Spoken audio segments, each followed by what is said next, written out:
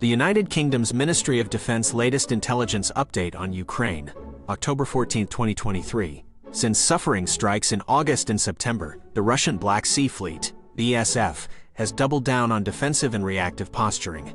The Black Sea Fleet has relocated prestige assets like cruise missile-capable ships and submarines from Sevastopol to safer bases further east in Novorossiysk.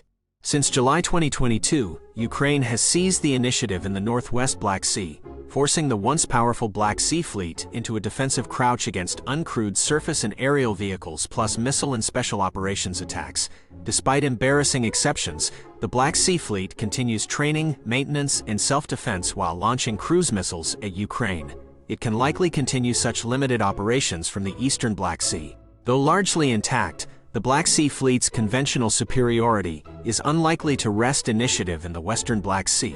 The political blowback from openly attacking merchant shipping would likely outweigh any gains from enforcing a blockade of Ukraine. Ukraine's Armed Forces General Staff Update. The war in Ukraine continues on day 598 with fighting across multiple fronts. Ukrainian forces repelled numerous Russian attacks and launched counterstrikes. Russia conducted air and artillery strikes across Ukraine, damaging civilian areas.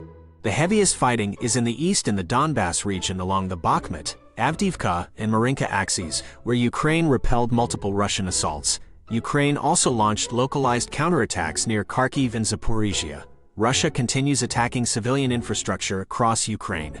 Air and missile strikes hit cities and towns across the country. Ukraine's Air Force conducted airstrikes against Russian troop concentrations and air defenses. Ukrainian missile forces also struck Russian command posts and artillery. Overall, the Ukrainian military continues resisting Russian offensives and launching limited counterattacks. Russia is still inflicting damage through air and artillery strikes on military and civilian targets.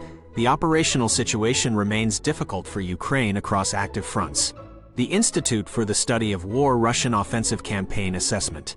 The recent Russian offensive operations around Avdiivka do not appear to signal a major new phase in the war, according to US and Ukrainian officials. While Russia has directed attacks towards Avdiivka and Lyman, these moves were anticipated by Ukrainian forces who had prepared defenses in these areas. The tactics being employed by Russia also suggest a lack of overall strategic planning. The use of poorly trained troops in human wave attacks echoes Russia's failed 2023 winter offensive, and the concentration of armor in some sectors but lack of reserves across the entire front line points to an uncoordinated effort. Ukrainian defenses like mines around Avdiivka have already slowed the Russian advances. So while Russia may gain limited ground, Ukraine is well positioned to withstand and contain this offensive. Overall, the recent attacks around Avdiivka and Lyman do not fundamentally alter the stalemate that has emerged on the battlefield. Russia lacks the capabilities for a new major push, while Ukraine continues to consolidate its defenses. Barring a dramatic change, the current offensive is unlikely to produce major gains for Russia. The Institute for the Study of War Key Takeaways today. Russian information space divided on prospects for success around Avdiivka and current Ukrainian capabilities. Ukraine continues counteroffensive operations in east and south, advances west of Donetsk. Russia to keep some Black Sea Fleet vessels at Sevastopol base despite Ukrainian strikes. Armenia ratifies ICC Rome Statute, obliging arrest of Putin if he enters. Ukraine F-16 training in US to begin soon. Russia conducts offensives along several frontline areas, gains ground in some locations. Complaints persist of Russia mistreating mobilized and recruited troops. Russia establishing patronage programs to integrate occupied territories. Key overall takeaway.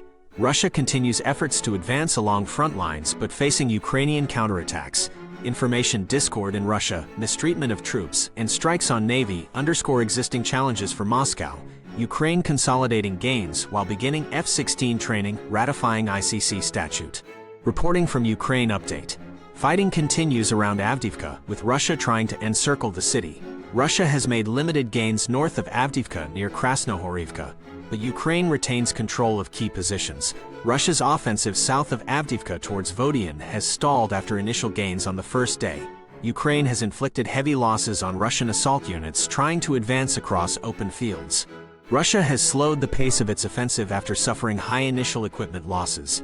Ukraine is hitting Russian rear areas to prevent reinforcements, Ukraine says Russia has lost over 1,000 soldiers, 25 tanks, and 50 armored vehicles in the past day, some of the highest daily losses of the war.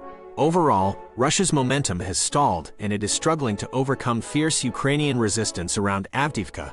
Ukraine seems to have been prepared for the offensive.